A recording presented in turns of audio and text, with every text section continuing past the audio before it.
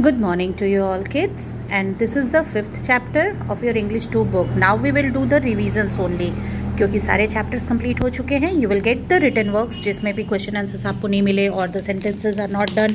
You will get all the written works. But now we will do the revisions of the chapters, and this is the fifth chapter, the magic bowl. इस story में क्या था आप लोग पूरा detail पढ़ चुके हैं. 1 by 1 lines I have explained. So आपको रेफ़र करना होगा to the video which was sent previously. जो पहले भेजा गया है इस चैप्टर का वीडियो वो आप जा कर के लिंक पे ज़रूर देखेंगे.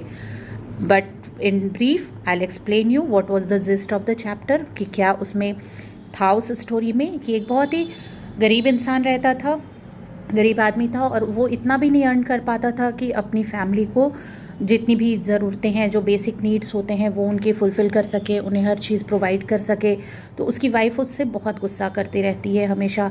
और एक दिन वो क्या करती है, जितने भी घर में बासी rice, the stale rice as many it was left, उस सबको एक पुराने कपड़े में पोटली बांध देती है और उसे कहती है कि जाओ शहर जाओ और जा कर के कुछ अर्न करके लाओ, कुछ कमा के लाओ, ताकि हम लोग अपनी लाइफ को सही ढंग से जी सकें.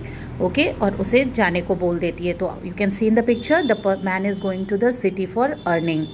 रास्ते में क्या होता है, एक ऐसी जगह आती है जहाँ एक बड़ा सा पेड़ होता है, ठीक है, और उस पेड़ के नीचे उसे नींद आ जाती है. वो क्या करता है, यू कैन सी हियर, यहाँ डाल से उसने अपनी पोटली बांध रखी है जिसमें वो स्टेल राइस था, और वहाँ पे सो जाता है. उतनी ही देर में जब वो सो रहा होता है, उस पेड़ पर एक गॉडेस रहती हैं, एक देवी रहती हैं. वो नीचे आती हैं और वो जो स्टेल राइस बंधा हुआ रहता है उसे देखती हैं और उसे खा लेती हैं. और उन्हें बहुत पसंद आता है उसका टेस्ट, उनकी भूख मिट जाती है, वो बहुत खुश हो जाती हैं उससे.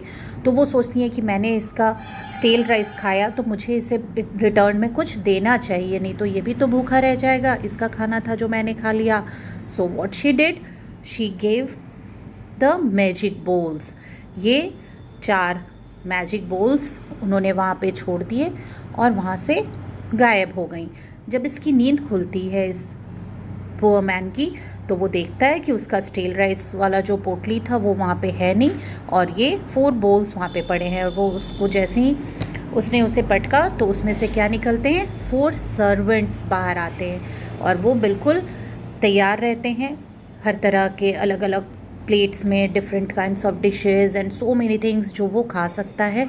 और उसे देख करके बहुत ही ज़्यादा हैरानी होती है कि ये ऐसा कैसा है, ये तो बिल्कुल जादुई कटोरा है. The magic bowls they are. So what he does, वो उन मैजिक बोल्स को लेता है और अपने घर वापस आ जाता है. फिर उसे ये लगता है, क्योंकि he was a very kind of person also.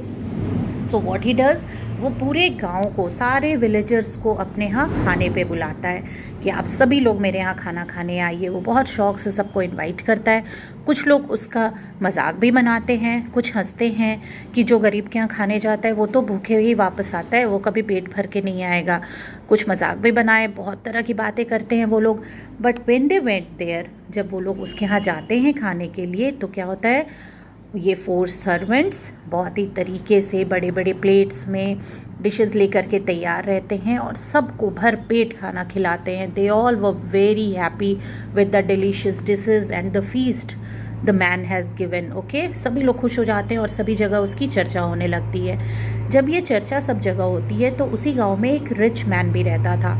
उसे बहुत जलन हो रही होती है कि ऐसे कैसे उस पुअर मैन की सब इतनी तारीफ़ कर रहे हैं, इतनी उसकी बड़ाई कर रहे हैं. तो वो धीरे धीरे उस पुअर मैन से फ्रेंडशिप कर लेता है और उसके बाद उससे पूछता है कि आखिर तुम ये कैसे कर पाए, तुम्हें ये मैजिक बोल्स कहाँ से मिला और तुमने कैसे इतने लोगों को खाना खिलाया. तो वो बेचारा बहुत ही काइंड और पोलाइट पर्सन था, उसे इतना कुछ पता नहीं था, बहुत इनोसेंट काइंड था वो. तो उसने सब कुछ बता दिया कि उसे कहाँ से मैजिक बोल्स मिले, क्या हुआ. तो ये जो रिच मैन है वो अपनी पालकी में बैठ के बहुत सारे डिशेस लेकर के और सब कुछ, फ्रूट बास्केट्स, सारे बास्केट में तरह तरह के डिश फिल होते हैं, हर तरह का खाने का सामान लेके वो उस पेड़ के पास पहुँच जाता है और वहाँ पर रेस्ट करने लगता है. वो जो गॉडेस थी वो फिर आती हैं, देखती हैं और उसे क्या देती हैं इन रिटर्न, 4 बोल्स उसे भी मिलते हैं. लेकिन उससे कौन निकलता है उन 4 बोल्स में से, ये बर्ली मैन, ये जो बिल्कुल हट्टे कट्टे लंबे चौड़े इंसान जिन्हें देख करके लोग डर जाएं, वैसे 4 पीपल उसमें से निकलते हैं. और जब ये अपने घर पे सबको खाने के लिए बुलाता है ताकि ये भी दिखला सके कि मेरे पास भी ऐसा कुछ है और मैं भी सबको बुला सकता हूँ खाने के लिए, केवल वो पुअर मैन ही नहीं। लेकिन जब सारे लोग उसके यहाँ खाने के लिए आते हैं तो ये जो 4 सर्वेंट्स, ये जो 4 बर्ली मैन होते हैं जो बहुत ही भयानक होते हैं देखने में, उन्हें देख के सारे लोग डर जाते हैं और उसका फीस्ट, उसकी जो दी हुई पार्टी होती है, जो मील होता है, वो छोड़ करके और सारे लोग डर के भाग जाते हैं। और ये बेचारा चुपचाप एक कॉर्नर में अपना सिर झुकाए खड़ा रहता है, because he knew that the mistake he has done. उससे एक बहुत बड़ी गलती हो गई है, उसने उसकी नकल की, लालच में आकर के ये चीज़ें की, जबकि उसे कोई ज़रूरत नहीं थी। उसके पास ऑलरेडी बहुत सारी चीज़ें थी। वो दूसरे से जल करके उसके साथ उसने कंपटीशन करने की कोशिश की, उसकी प्रशंसा से इसे परेशानी हो रही थी, लेकिन इन रिटर्न इसे क्या मिला? ऐसे लोग जिन्हें देख के सारे लोग डर जाएं और कोई भी उसके घर आना नहीं चाह रहा था।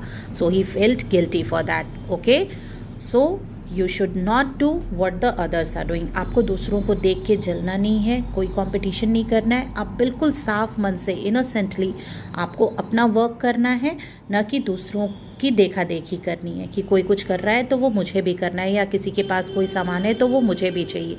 Okay, so this was the story in brief. For the detailed story you have to go to the link and learn it. Okay, आपको इसके word meanings, difficult word, question answer सब कुछ learn करना है, because I will ask that in the class. मैं reading भी करवाऊँगी और मैं related questions भी पूछूँगी.